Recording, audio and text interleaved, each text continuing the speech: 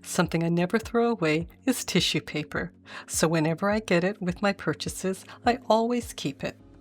You can also buy white tissue paper for gift wrapping. Fold up the length of your tissue paper and cut into strips. Just cut them roughly about 2 inches wide. There's no need to join them or anything, just keep them on hand. Start by sewing a couple of stitches down the center of the tissue. With the wrong side up, fold the edge of the fabric over 1/2 inch. Have the fold in line with the inner right side of the presser foot. For a super narrow hem, stitch as close as possible to the fold. At the end, stitch past the fabric onto the tissue and then carefully trim away the excess as close as possible to the stitching.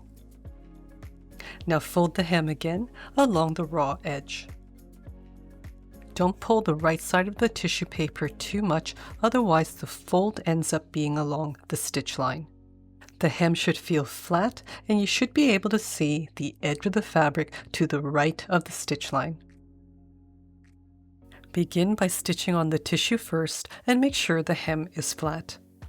Have the top fold of the hem in line with the inner left side of the presser foot and stitch just to the left of the previous stitch line.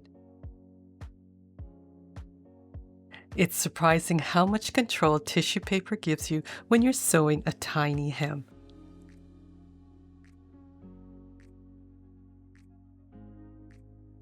Fold the tissue paper together, then gently pull along the stitch line to remove it. You can reuse these strips. For a corner, fold and stitch as before, trim off the excess and fold over again.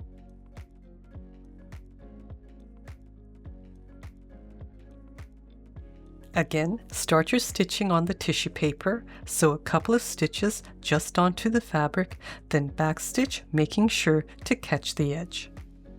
Continue stitching, remove the tissue paper, and trim the threads.